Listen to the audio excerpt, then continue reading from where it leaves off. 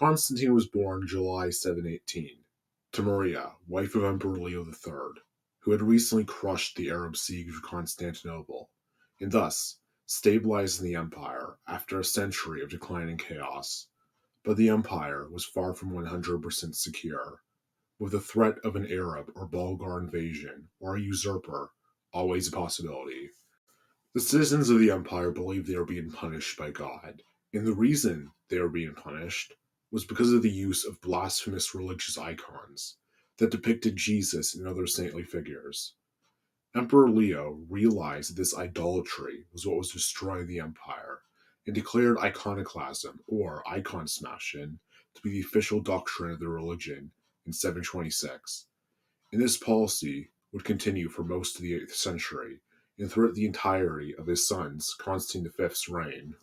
Leo died in 741, making the only 23-year-old Constantine emperor, but his succession was not made without opposition, with his much older and far more militarily experienced brother-in-law Artabastus, military governor at Psikion Threne, usurping the throne and taking Constantinople, while Constantine set up base in Morium, where he gained support from his father's loyal troops, and would go on to meet Artabastus in battle in 743, decisively defeating him. He would then go on to retake Constantinople and publicly blinden Artabastus and his sons, and forcing them to live out the rest of their days in a monastery. To the south, the Umayyad Caliphate was facing a civil war, and Constantine would exploit the valuable situation and launch an invasion of the Caliphate in 476, the first emperor to successfully do so. He captured several cities and would forcefully resettle the Christian populations in Thrace and the Aegean, and would deport or enslave the Muslim population. His navy also managed to recapture Cyprus, which was a major blow to the Caliphate, who attempted to retake it in 747, but they were destroyed by Constantine's navy. But Constantine, unfortunately, couldn't majorly capitalize on his victories when the plague broke out in the empire, and they were subsequently forced to retreat. They were unable to hold on to any of the cities they had captured. The plague would end in 750, and Constantine would resume his campaigns to the new Abbasid Caliphate, once again relocating Christians to deporting Muslims, capturing cities, but not having enough resources to hold on to any territory, and being eventually forced to retreat. These military successes proved that the worship of icons was what was destroying the empire, and iconoclasm is what God truly wanted. Iconoclasm was what most of the empire wanted, with the citizens of the Anatolian provinces being very supportive of iconoclasm. But there were many areas of the empire that were very pro-idolatry and satanic paganism, such as the islands of the Aegean and what little remained of mainland Greece, as well as the Italian provinces, many of whom were lost, such as Ravenna to the Lombards, who would go on to attempt to take the city of Rome itself. But Rome and the papacy were saved by King of the Franks, Pepin, whose son, Charles, would cause great unrest in Byzantium decades later. Constantine didn't seem to put much effort in protecting Byzantium's Italian possessions, and there was probably a good reason for this. Constantine's father, Leo, fruitlessly spent much of his reign attempting to consolidate Byzantine Italy from the Lombards and quell rebellions and usurpers in the territory. And the effort and resources that Leo threw in Italy diverted resources from far more important theaters of war, such as the former province of Thrace, that had been overtaken by the nomadic Bulgars and their Slavic subjects, who had been a thorn in the empire's side for 70 years by this point, and no emperor was successful in battle against them.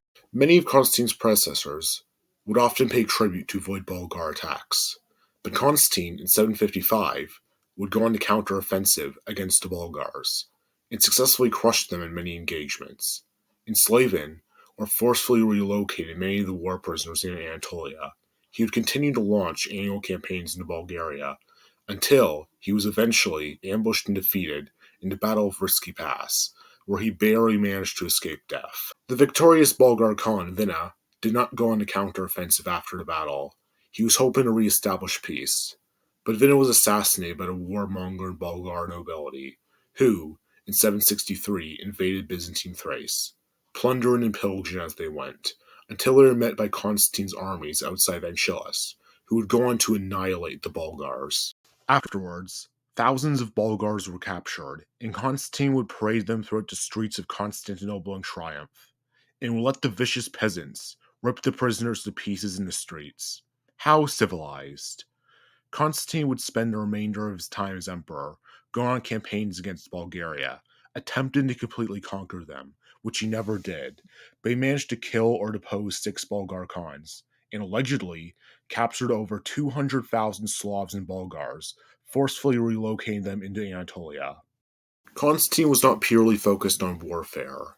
He also rebuilt the aqueducts of Constantinople and managed to kill the dragon that was blocking the river.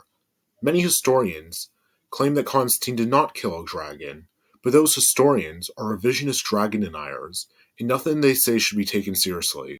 Constantine died of Carpula in 775, doing what he loved, campaigning against the Bulgars. Constantine was largely successful in all of his campaigns.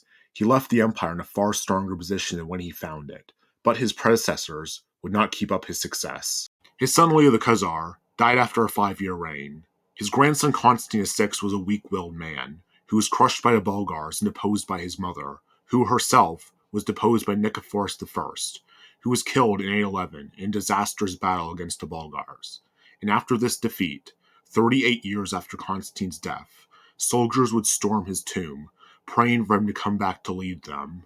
The empire for 90 years after Constantine's death would continue to be raided, plundered, and humiliated by its enemies, until the rise of the Macedonian dynasty.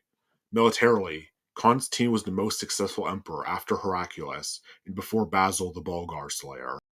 With Constantine being so successful and loved during his lifetime and immediate decades following, with most emperors after him failing miserably, you think he would be loved for the centuries following.